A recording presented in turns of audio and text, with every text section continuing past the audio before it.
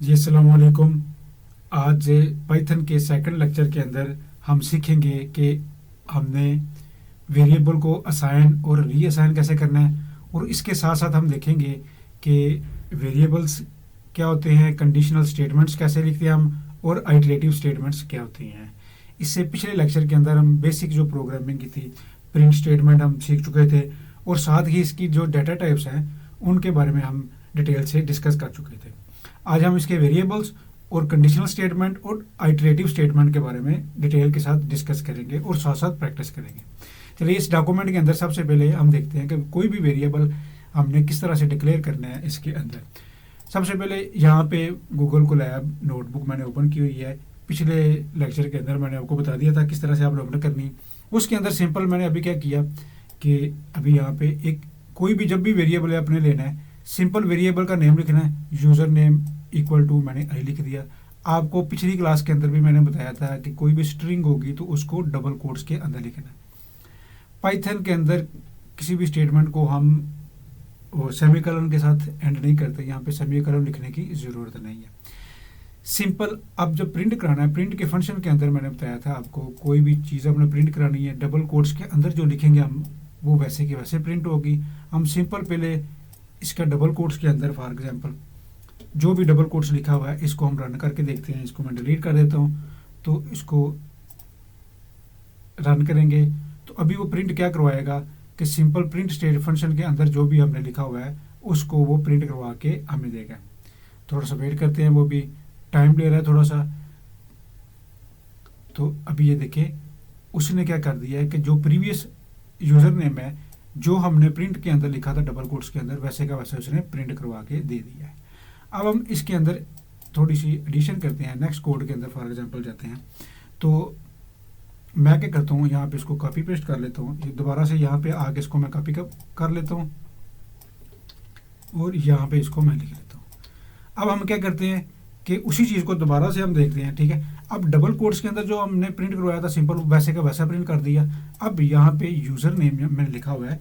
अब user name को भी किसी भी आपने स्ट्रिंग के साथ मैसेज के साथ प्रिंट कराना है, कॉमे के साथ उसको सेपरेट करेंगे। ठीक है, कॉमा लिख के साथ जो वेरिएबल का नेम है वो वेरिएबल का नेम लिख देंगे। अब इसको मैं रन करूँगा तो उसने जो मैसेज था वैसे का वैसा डबल कोट्स के अंदर लिख दिया, और साथ जो वेरिएबल के अंदर जो वैल्यू स्टोर करवाई थी हमने अली, यूज़र नेम कौन सा था अली, उसको उसने प्रिंट करवा दिया। ठीक हो गया। आगे नेक्स्ट हम देखते हैं कि किसी भी वेरिएबल की वैल्यू को रीअसाइन हमने करना है तो वो किस तरह करेंगे। ये कोड मैंने सिंपल पहले लिख के रखा हुआ है ताकि टाइम वेस्ट ना हो, ज़्यादा चीज़ें हम थोड़े टाइम में सीख सकें। एक यूज़र नेम का वेरिएबल लिया। वेरिएबल का नेम कोई भी आप रख सकते हैं। अगर आपसे पूछा जाए वेरिएबल का नेम ये यूज़र नेम ही रखना है, तो इसका सिंपल आंसर है कि वेरिएबल का नेम कोई भी अंडरस्टैंडिंग नेम जो अपनी मर्जी के मुताबिक आप रख सकते हैं। यूज़र नेम एक उसके अंदर मैंने अली स्टोर करवा दिया। एक और वेरिएबल मैंने लिया ओल्ड यूज़र नेम, उसके अंदर मैंने इस वेरिएबल को एज अ वैल्यू स्टोर करवा दिया जो पहले था। फिर एक और यूज़र नेम लिया, उसके अंदर मैंने जाहिद नेम को स्टोर करवा दिया। अब प्रिंट की पहली कमांड के अंदर मैंने ओल्ड यूज़र नेम को मैंने प्रिंट करवाना है। ओल्ड यूज़र नेम के अंदर क्या पड़ा हुआ है यूज़र नेम, यूज़र नेम के अंदर कौन सी वैल्यू है अली, और दूसरे यूज़र नेम के अंदर कौन सी वैल्यू है जाहिद। अब इसको प्रिंट करवाते हैं तो देखते हैं, ये देखिए प्रीवियस यूज़र नेम जो है ये मैसेज तो वैसे का वैसे ही शो करवा देगा, और साथ ओल्ड यूज़र नेम के अंदर जो वैल्यू है वो स्टोर करवा दी। आगे यूज़र नेम के अंदर जो उनकी वैल्यू है वो उसने शो करवा दी। अब इस वैल्यू को इस वेरिएबल के अंदर उसने रीअसाइन कर दिया था। अब इसको एक और एग्जांपल के साथ हम समझते हैं। फॉर एग्जांपल अगर मैं ये करता हूँ उसी वेरिएबल को दोबारा से, ठीक है, इसको मैं ख़त्म कर देता हूँ। ठीक है, दो दफ़ा यूज़र नेम का वेरिएबल सेम नेम का वेरिएबल यूज़ करता हूँ। अब देखते हैं कि दोनों में क्या वैल्यू आती है। यहाँ पे तो सारा कोड हमने अंडरस्टैंड कर लिया। अब पहले नेम के अंदर उसने अली और दूसरे नेम के अंदर जाहिद स्टोर करवा दिया। अगर सिंपल मैं इसको रिमूव कर देता हूँ, अब इसको मैं रन करता हूँ, सिर्फ एक ही यूज़र नेम एक दफ़ा यूज़ को मैं प्रिंट करवाता हूँ, तो अब उसने देखें कि जो लेटेस्ट वेरिएबल था यूज़र नेम का लास्ट में हमने डिक्लेयर किया था उसकी वैल्यू को पिक करके स्टोर करवा दिया।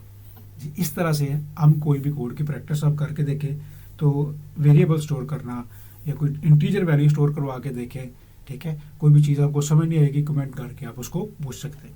अब नेक्स्ट चलते हैं। नेक्स्ट हम देखते हैं कि कंडीशनल स्टेटमेंट्स क्या होती हैं। कंडीशनल स्टेटमेंट के अंदर इफ़ एल्स यूज़ करते हैं हम। अगर एक चीज़ ट्रू है तो ये प्रिंट कर दे, अगर ट्रू नहीं तो ये चीज़ प्रिंट कर दे। उसके अंदर ऑपरेटर यूज़ होते हैं, ये ग्रेटर देन, लेस देन, बहुत दफ़ा आपने देखे होंगे। इक्वल का साइन इसके अंदर हम ये डबल इक्वल यूज़ करेंगे जब इसको कंपेयर करना है वैल्यू को, ठीक है, equal equal. Not equal pay हमने ये वाला सिंबल जो है उसको हमने यूज़ करना है इसके अंदर। अब सबसे पहले सिंपल हम एक चीज़ प्रिंट करवाते हैं। यहाँ से न्यू कोड ओपन करता हूँ मैं। यहाँ पे इफ़ की कंडीशन स्टार्ट करनी है, इफ़ से हमने, फिर स्टेटस, कोई भी वेरिएबल जो भी है, ठीक है। यहाँ पे मैंने वैसे स्टेटस का वेरिएबल है, आप कुछ भी अपनी मर्जी से कोई वेरिएबल, कोई वैल्यू स्टोर करवाना चाहते हैं, नंबर कुछ भी, उसका नेम लिख के इक्वल इक्वल 200 मीन्स कि अगर स्टेटस की वैल्यू 200 के इक्वल है तो प्रिंट कर दे ओके, ठीक है। अब इसको रन करते हैं सिंपल, तो उसने अभी error they the, name status is not defined.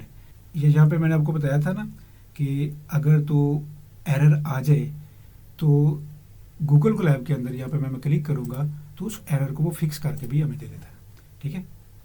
Explain error, ये उसने एरर को एक्सप्लेन किया, ठीक है। नेम क्या है, स्टेटस इज नॉट डिफाइंड। यहाँ पे उसका क्या करता है, name error status is not defined, उसको हमने डिफाइन नहीं किया गया। अगर उसको डिफाइन करना है तो साथ ही उसने सुजेशन जो चेंज करनी है, उसके अंदर कौन सी चेंजिंग होनी चाहिए वो बता दी। उसने कहा है कि पहले ये कमेंट है, हमें पता है कि कमेंट इस तरह लिखते हैं, स्टेटस की वैल्यू जो है उसको डिफाइन करें। अब यहाँ पे सिंपल मैंने उसको कॉपी कर लिया। कॉपी करने के बाद इसी कोड के अंदर मैं आता हूँ, तो इसके ऊपर उसको डिफाइन करता हूँ। हैश के साथ जो है वो कोई भी वैल्यू जो है प्रिंट नहीं होती, क्यों, हैश के साथ जो होते हैं वो कमेंट होते हैं। अब इसको मैं प्रिंट करूँगा तो उसकी जो वैल्यू ओके प्रिंट करवा देगा। क्यों, पहले हमने जो स्टेटस की वैल्यू डिफाइन नहीं की हुई थी, इसलिए उसने एरर दे दी। और गूगल कोलैब के अंदर ये फैसिलिटी है कि अगर एरर आए उसके ऊपर आप क्लिक करें, जो भी एरर आएगी इस तरह से कंप्लीट उसका कोड उसके अंदर ही फिक्स कर देगा, या इस तरह साइड पे उसकी पूरी डिटेल आपको बता देगा।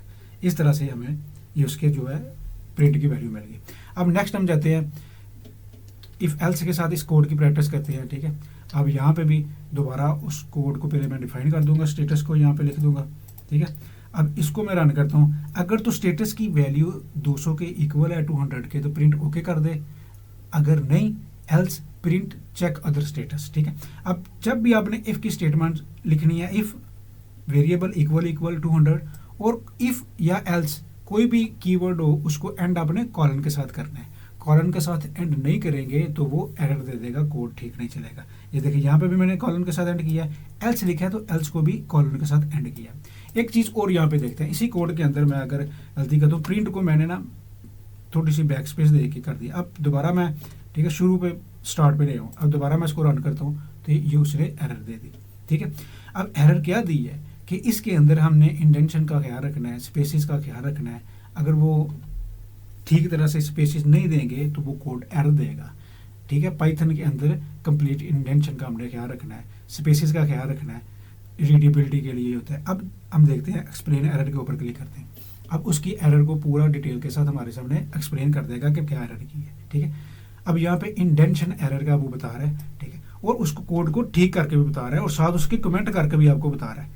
इस तरह से कोड पे कहीं पे भी एरर आ जाए या कोड लिखते हुए आप कोई भी मिस्टेक करें, एक्सप्लेन एरर के ऊपर क्लिक करें, वो उसको आपको एरर भी बताएगा, आपकी एरर कौन सी है, और साथ उसको कोड को करेक्ट करके भी देगा जहाँ पे उसने किया है सजेस्ट चेंजेस, ये वाली चेंज है यहाँ पे करें, ठीक है।